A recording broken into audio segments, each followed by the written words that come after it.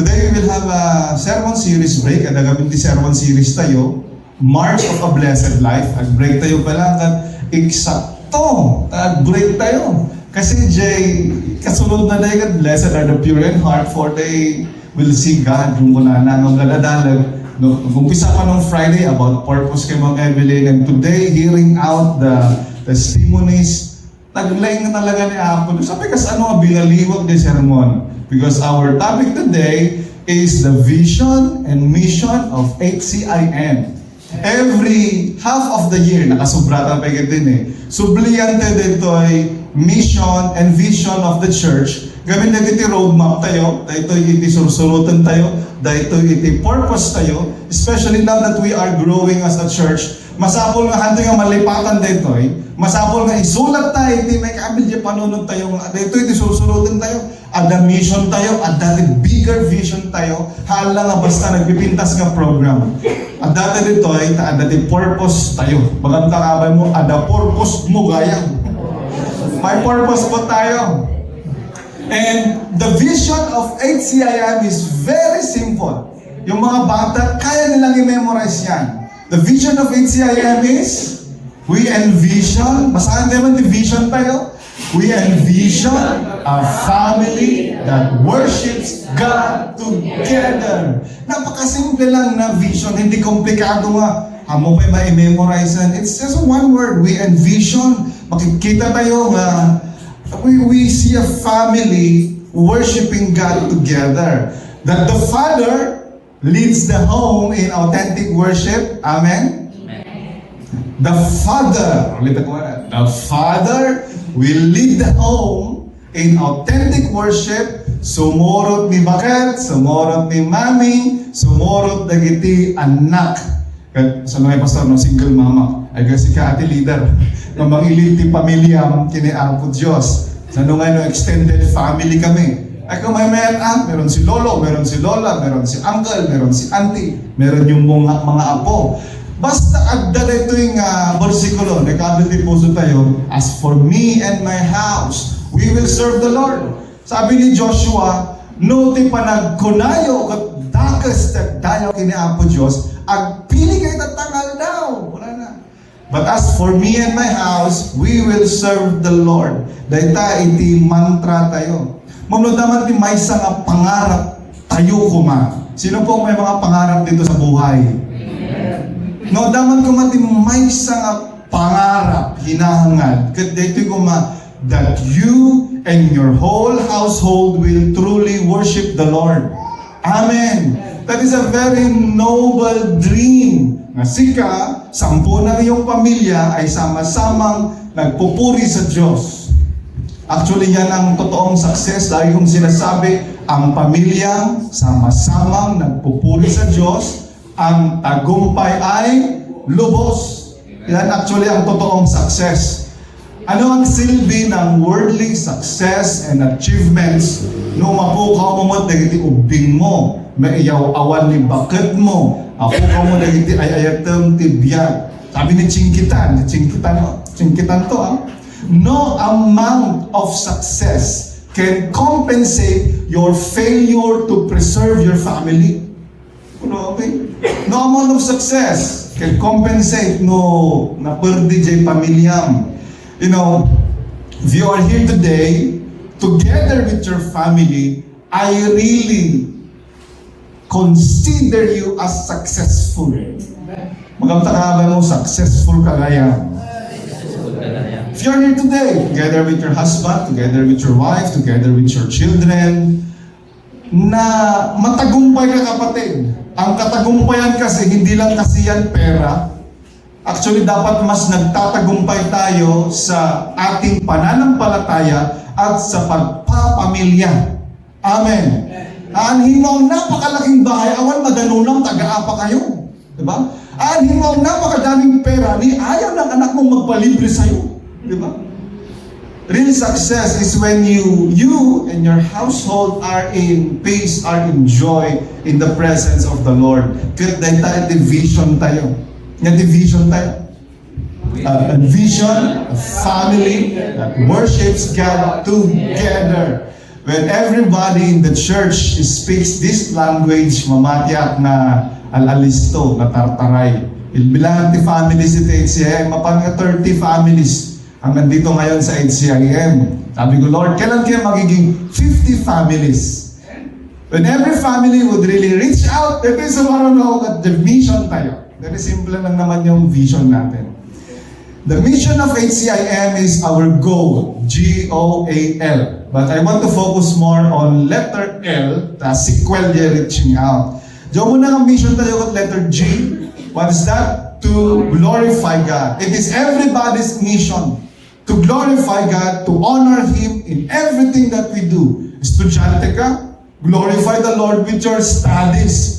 Di mo ipalubos ang nga puro wasay. Apay mapang kagabyon. Kung nadaki ka, pag estudyante ka, you honor the Lord with your studies. Negosyante ka, glorify God with your business. Nasa office ka, become a light, become a salt to your fellow sa mga katrabaho mo. Nagfa-farm ka, nagpe-trade ka, nagbe-bake ka, homemaker ka, nagtuturo ka. Glorify the Lord in everything you do.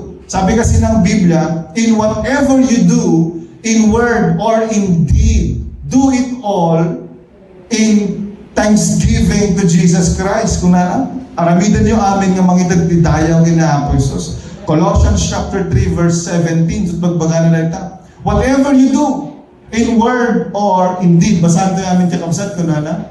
And whatever you do, in word or in deed, do everything in the name of the Lord Jesus, giving thanks to God and Father through Him. That is why in as much as we can, kat ko ngay, we do all things with excellence. Yung nagtibalay, ititrabaho, for the glory of the Lord. Yan ang unang mission ng bawat isa, to glorify God. May kadua, yung sinasabi ni Sister Chanda na obey His words. Pag sabi nga sa katabi, obey His words.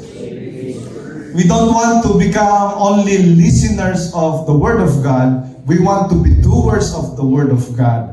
At yan ang mission natin. Nandito po tayo hindi lang para natututo, but to really put into practice the teachings of the Lord Jesus Christ. Kahit no mapansin nyo dahil iti surusuro, puro practical. You can really apply them when you go home.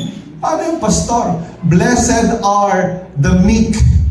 Oh. Paano i-apply yan? Blessed are, di ba? Napag-usapan natin ng meek eh, kwan. Kahit minsan alam mo na tama ka eh, hindi mo papatulan. Amen? Sao-sao nila, kaya mo, uno ni bakit mo, blessed are the meek lahat. Na-apply mo nga dagos, di ba? Being gentle and being humble. Talagang kayat mo nga talaga nga agore ka, may sabay. Apun-puntusan mo, ngam nalagay mo. Blessed are the meek. Hallelujah! Kaya giyaman ka. Tananggan ko na sermon ni Sunday. Hantay lang ang dagdagan, but we put the words of the Lord into practice, and that is how actually we grow. That is how we grow.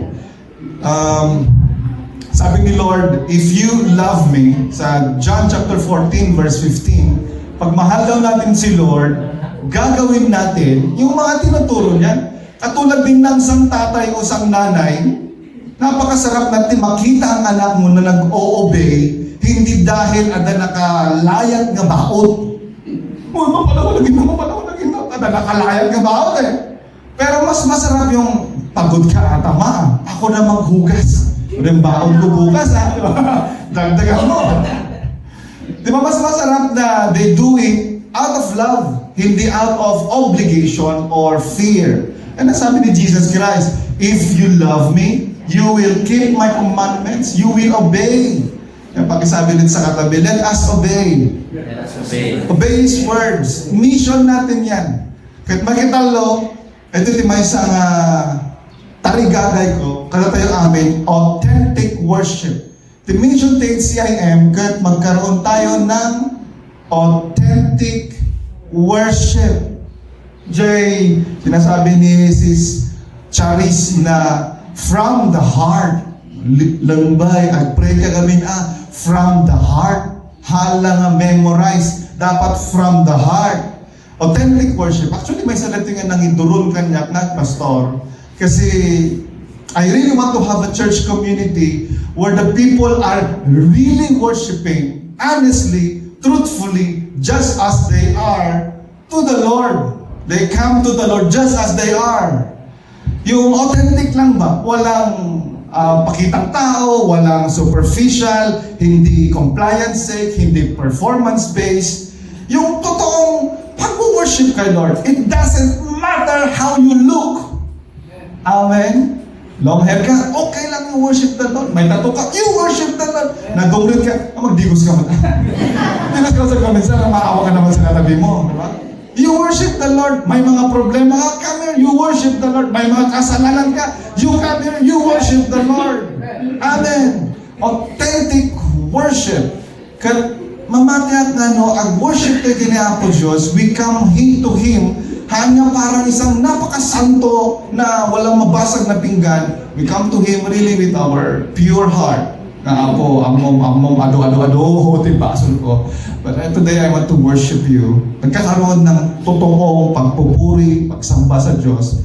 I believe that the Lord will work in our lives. Amen. Sabi ni Lord kasi sa John 4, 23 to 24, darating ang time na may mga tao will worship me in spirit and in truth.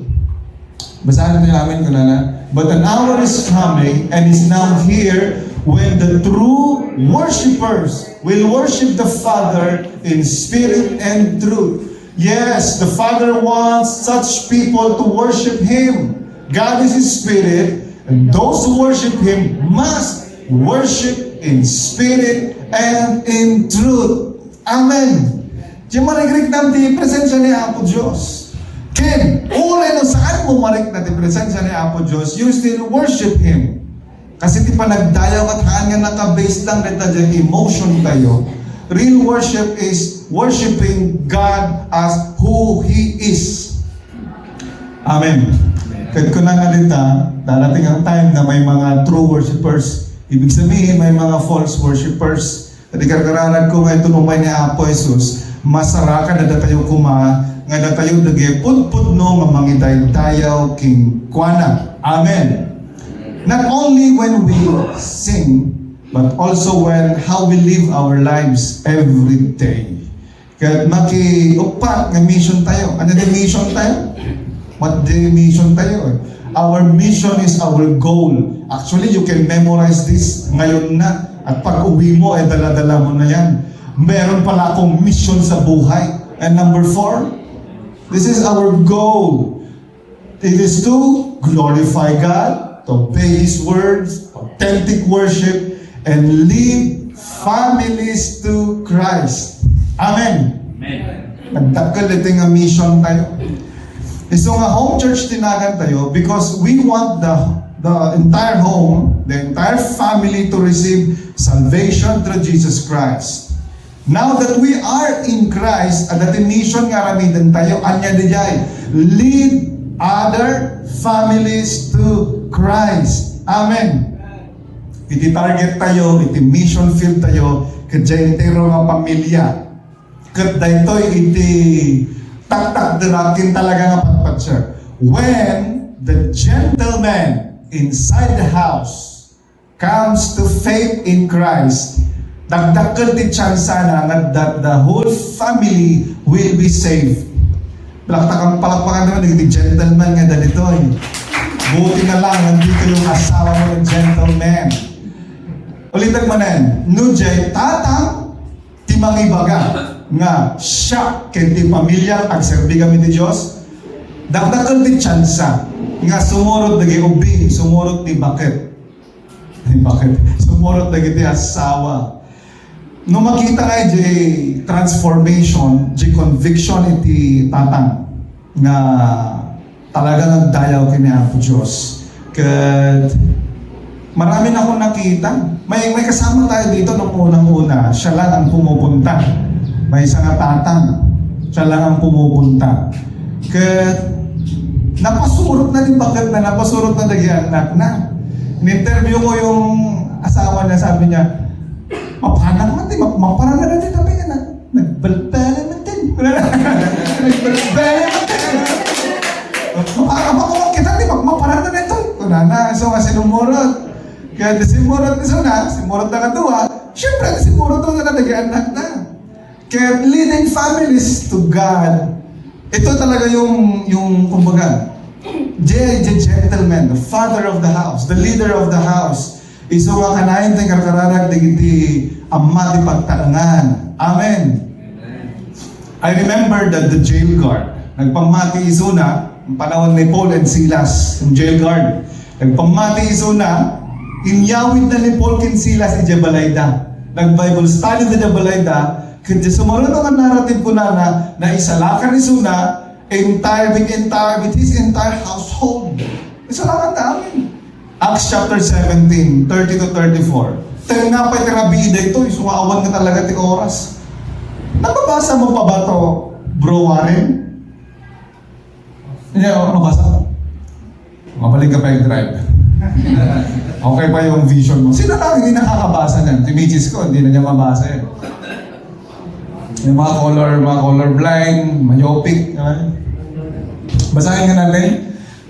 Then he escorted them out and said, "What must I do to be saved?" So they said, "Believe in the Lord Jesus, and you will be saved, you and your household." Then they spoke the message of the Lord to him along with everyone in his house. He took them in the same hour of the night and washed their wounds. Right away, he and all his family were baptized. He brought them up into his house, set a meal before them, and rejoiced because he had believed God with his entire house. wow! He had believed God, yung jail guard, father, with his entire household. Amen! Okay, sabi, i-declare tayo man, my entire household will be saved. My entire household will be saved. Ito na, then he spoke the message of the Lord. Nag-Bible study that, along with everyone in his house. Open tayo kakabsat iti Bible study, isang text nyo lang sa akin, no Bible study, iti pagtutungtungan, agdanak kita. Pag Bible study pinag-uusapan, mag-text lang kayo, isang text lang yan, no talagahan mo na yan, I can really make time for Bible study. May kinibakayat ko rin naging leaders sa'yo, kung gusto yung mag-request ng Bible study, walang problema yan, di ba Pastor Andrew? Amen. Oh. sa Book of John, meron isang nobleman, hindi siya pinangalanan. When he heard that Jesus Christ is coming out from Laya, coming to Dagupan, narinig niya na Jesus Christ galing sa Judea, going to Galilee, naamuan na umay, pinuntahan niya, at nagparintomang, makaawa siya, sabi niya, Lord, please save my son, he is dying of fever. Awang pelan mo paracetamol na yun baka na typhoid he's dying of fever. Para aysim, sumurot ka dyan balay. Ito na ni Jesus Christ, Han nga matay jobing mo, agawid ka na agasan na yun. Grabe nga faith, no? Yung tatay na yun, pinanghawakan niya yung word ni Jesus. Pinanghawakan niya, he believed the word of Jesus. Nagamit ni Sona, hamot nga lugan, di pagkuan na yun magmagnana or kabalyo. Nagamit ni Sona. Nung malapit na siya sa kanilang bahay, lumapit yung servants niya. Sabi na, boss, buhay yung anak mo. Sabi ng boss nila, anong oras niya? Kahapon, 7 a.m. Naalala niya na yun yung time na sinabi ni Jesus Christ na agawid ka, na agasan di anak mo. And interestingly, John chapter 4 verse 53, namati di tatang, awan pa ni Jesus ita, namati mo't lang ti intero ng pamilya na. Masahan ba? The father realized this was the very hour at which Jesus had told him, your son will live. Then he himself believed, along with his whole household. Namati di tatang, numamati kami iti ama ng tahanan. Malaking tendency na ang mga, that's why we pray for our young people. Anthony, Ayo, Kiano, dapat iti sumarunong nga tatang Idalan yun to, dagiti anak yung asawa yung pamilya yung kiniya ko. Amen. Amen. The Book of Acts, meron ding isang major turning point. Akala ng mga apostles, mga Israelites lang ang maliligtas, mga Hudyo lang, especially ni Pedro. But then, in demonstrate ni Apo Diyos that salvation is not only for the Jews, it is also for the Gentiles. Kada tayo. Nangyari na ito kini Cornelius. May samot lang nga ada iti posisyon na kumbaga iti gobyerno. Ado iti servants na. Cornelius. Acts chapter 10 verse 24. Orayon na ni Pedro. Kunala dita, the following day, he entered Caesarea. Now, Cornelius was expecting them, ni Pedro, and had called together his relatives and close friends. Inayaban na may nagiging friends na, yung nagiging close relatives na. Kaya to cut the story short, yung may ni Pedro, he explained the word of God, madamang sermon ni Pedro, in mighty Espiritu Santo, they spoke in tongues, they worship the Lord, they all believe that ang amin, entero mga pamilya na, together with his relatives and friends. Nasalakan na. Amoy nagitifang families na dito HCIM, nagdatakil na angkan. You talk about carbonel, ang daming carbonel ito sa tapo. You talk about loyaben. Pabalik na itong mga Brother niya ko, ay kapitan eh. Diba? Naglalawa na relatives kumbaga. Ang dami pa. You talk about, ore galpo ba lang? Nakakadong ang galpo dyan ka lang na halos galpo. Masabsabat mo dyan. Kaya dito yung Cornelius, inayaban na. Bagaman takabay mo, ayabang dyan kakabagyang.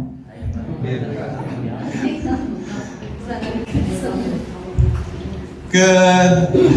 So that the jail guard, the nobleman, Cornelius, these are all gentlemen, head of the families. When they put their faith in Christ, all their household kat nanampalataya. Sumunod din kay Lord. This is the pattern that we want to follow. When no si kakat young people, si kakat single mom, ay kat si kakat yang lead. Your mission is to lead your family to Christ. Kaya natitagal na mission tayo, tas bagbagat tatay, not only to glorify God, not only to obey His words, not only authentic worship, personal na the first three nga mission mo. At natitagal na mission tayo, that is to lead families, other families to Christ. Amen. Simple lang iti logic na. If Jesus is the only way to heaven, if Jesus is the truth, if Jesus has eternal life, ay kat masapol lang nga i-share tayo, masapol nga ag-reach out tayo, taisuna gano'n di pakaisalakanan. Amen. Naisalakan tayo, we are saved, hindi lang para maligtas ka, pupunta sa langit at matakasan ng impyerno. Halang nga di dyan itirason no apay insalakan na ka ni Apo Diyos. Insalakan na katapno, i-reach out mo mo, dagiti gagayam mo, dagiti kakabagyam. Amen. Adati upat. Dami nating points ngayon bilis lang naman to. Adati upat nga, practical ways. So everyone can do it. We say practical ways, everybody can do it. Pakisabi sa katabi, kaya mong gawin yan.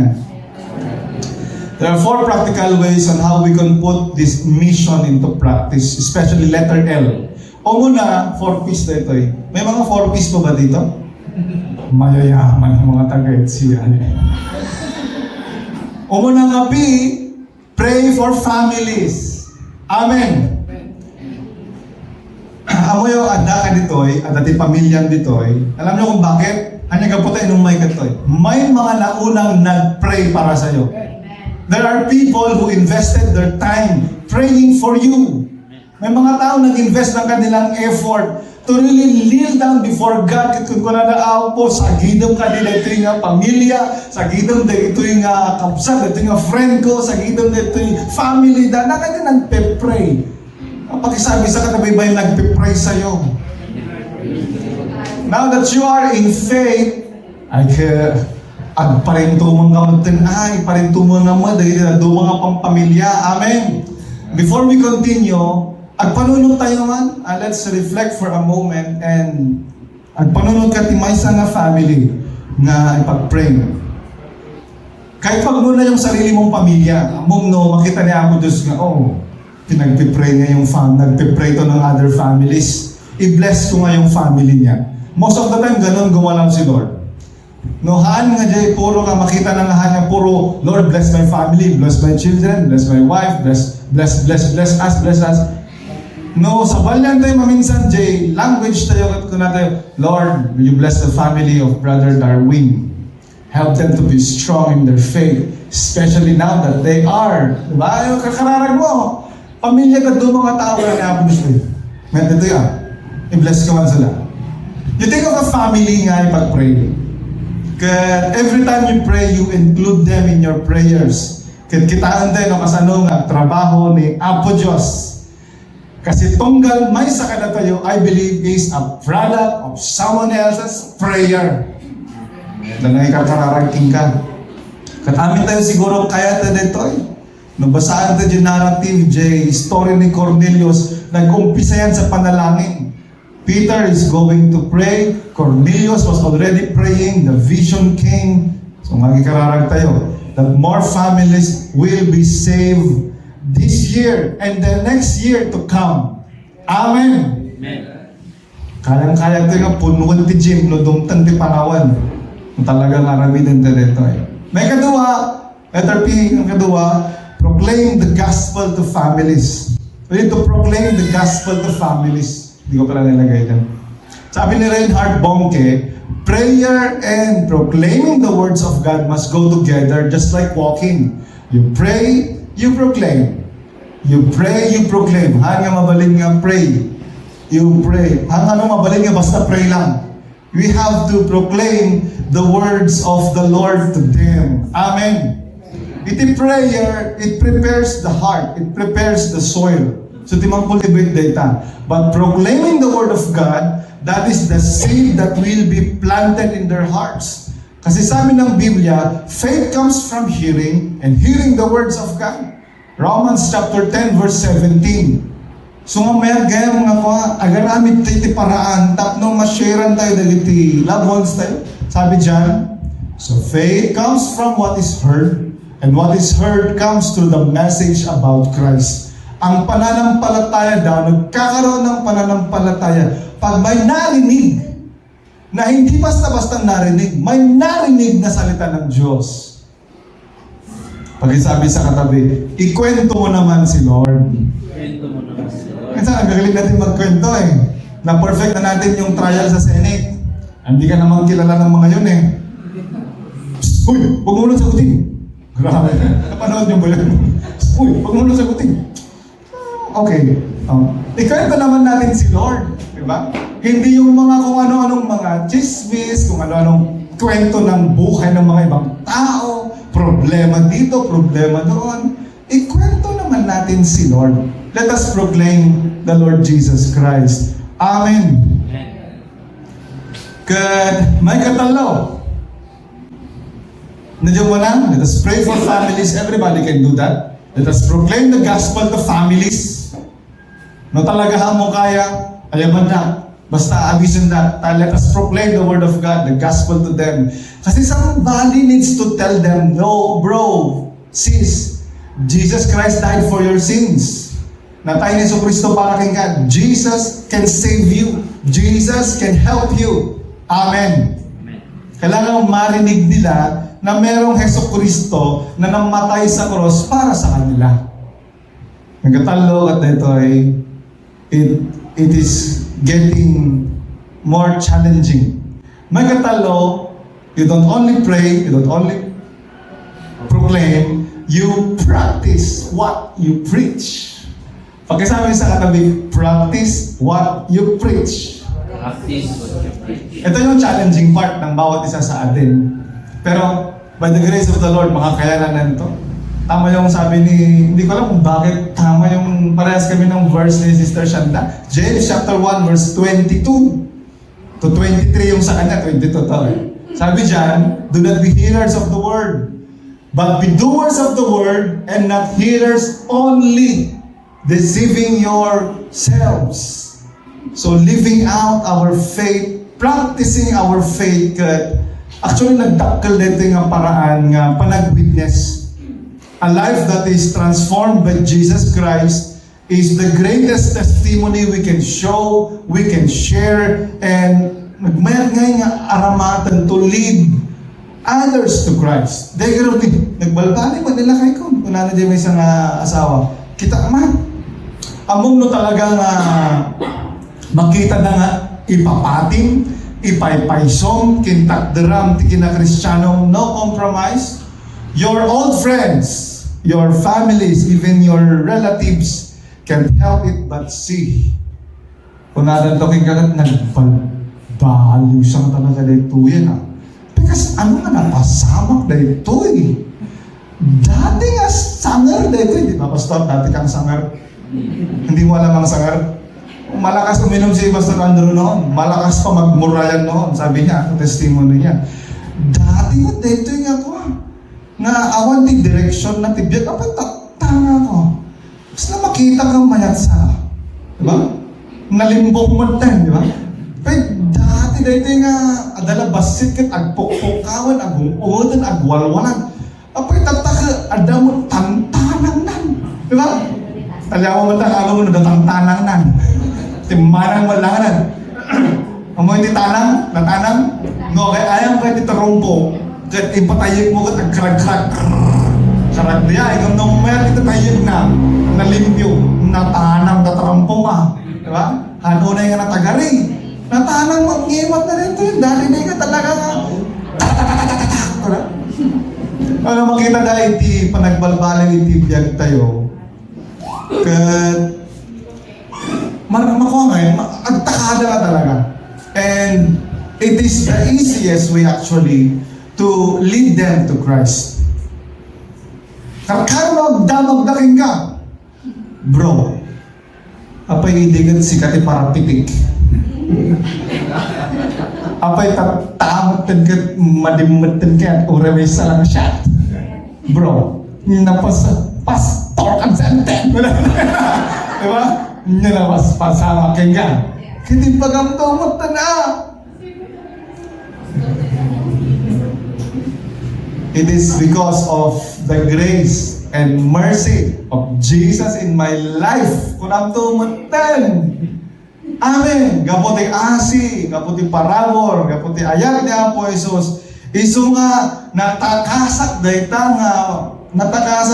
nga kulungan ng addiction, nakatakasak dayta nga kulungan ng haan nga nasayat nga behavior. It's all by the grace and by the mercy of Jesus Christ.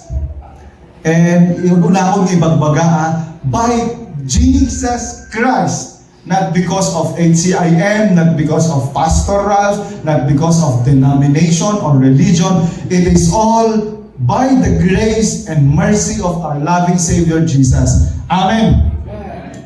Yan ang sabi sa 2 Corinthians chapter 5 verse 17. No adda ka kami kini Kristo, balbaliwan na ka talaga Hanya mabalin nga anak nga balbaliwan. Basahan ti amin, sabi diyan. Therefore, if any man be in Christ, he is a new creature. All things are passed away. Behold, all things are become new. Barbarutan, awan lagitan nga ako. Banbanag. Good. Malandayaw ni Apo Diyos. Last but not the least, antayo lang nga ag-pray, antayo lang nga ag-proclaim the gospel, antayo lang nga ag-practice what we preach. Last but not the least, we will persevere in times of persecution. Ma'am, no, ag-reach out ka to? No talaga papating, padasan nyo, oras damdama. Padasan pa niya magbaga ni Pastor.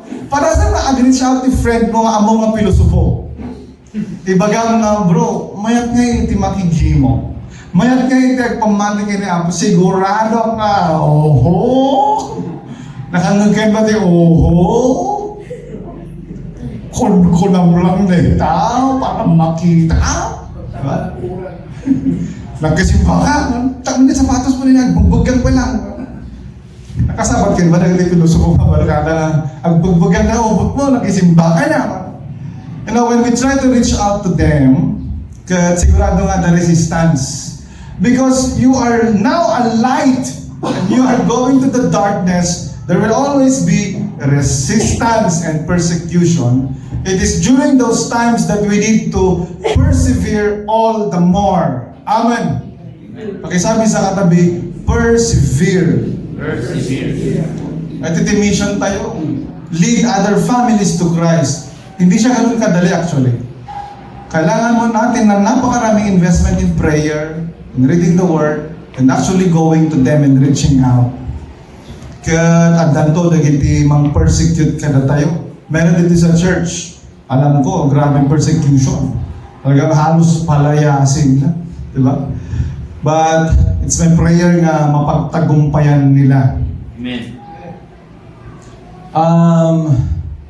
I am privileged kasi na kami ni Daddy Pastor, ni Mama Pastora. So, dimakal kaming kumbaga Kristiyano. Walang persecution sa loob ng house. Pero nung trinace ko how we came to this faith, nung trinace ko siya, naapag-alaman ko na si lolo ko, the father of my dad, isuna itinanglakam tidadagdagsen kinaririgan ng persecution. Kat I thank the Lord ta inibturan na. Ijay sagada kami ni di sunat ijay data. Then sunat muna nga namati ja family through a Bible study. Kat sunat muna nga namati. Ijay data grabe iti pagpagano, di ba? Kada anito hindi panahon da. You are talking about 1940s nga panahon. Grabe iti kwalita iti anito kada pinapagano nga aramid.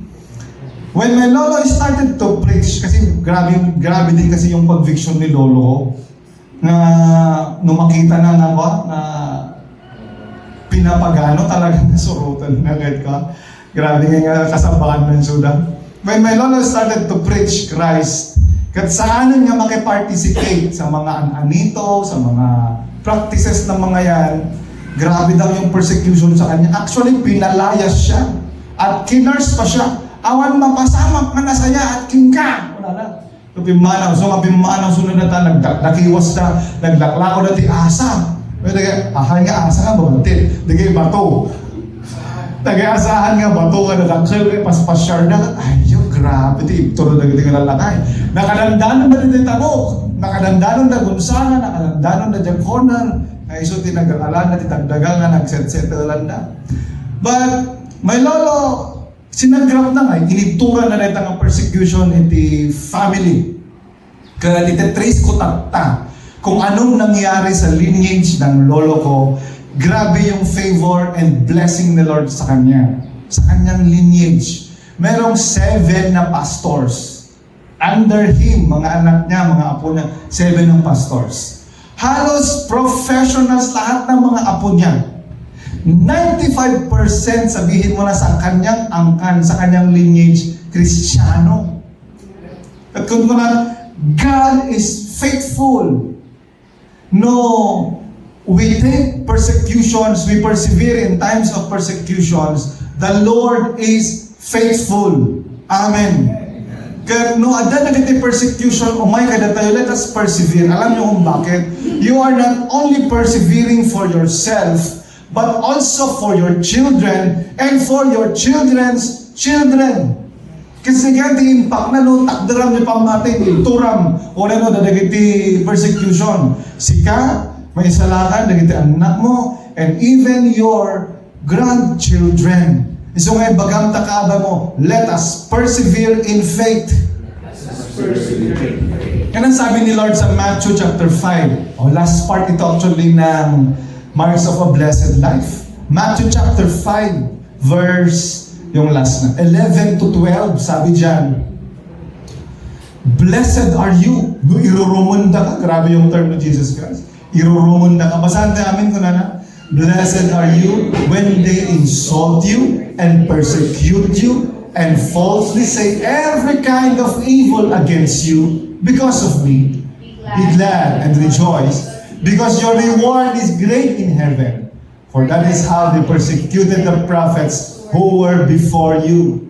Damang persecuting ka, sabi ni Lord, be glad and rejoice. Mailinya ka kadagiti godly and holy prophets who have been persecuted during their times. Persevere in times of persecution. We have a very big vision and simple, very big and great mission to do. Actually, this is a mission greater than ourselves. Hindi natin kayang gawin to by our own. Kahit na lang yung practice what you preach, mahirap gawin yun pag wala ang Espiritu Santo sa'yo. Kaya sabi ni Lord sa Acts chapter 1 verse 8, exhortation ni Pastor Senior, but you shall receive power when the Holy Spirit has come upon you, and you will be my witnesses in Jerusalem, in Judea, in Samaria, and to the ends of the world. Hano kaya dita? Iso nga masapol tayo, Espiritu Santo ang trabaho, mangilid, mangpapigsa, mangiguide ka na tayo. Amen. Now, our Jerusalem, these are the people who are closest to us. Your husband, your wife, your children, your mother-in-law. The people closest to you, that is your Jerusalem. Your Judea are your Judea and Samaria. Those are your friends. Those are your relatives. And yung mga kakilala mo. Even yung mga distant friends mo. And it's really my prayer that we embody this mission to lead them at the feet of Jesus. Amen. Makas na imposible rong dyan may kakararagtatan. Every time na lumabas ka na balay da, ako Diyos, isalaka mo na ito. Thank you, Lord, for saving them. Napanasin mo rin nung lumabas ka na balay, tibarkada mo, ikakararag mo. Lord, may santong alda, makagbuka kami natin sa simbahan. Praise the Lord, ikakararag mo. Ora, kung kita yung palagay dyan. Kasi dito yung mission tayo, we lead other families to Christ. Amen. Dati ka ito magdabta, amen, kakausa.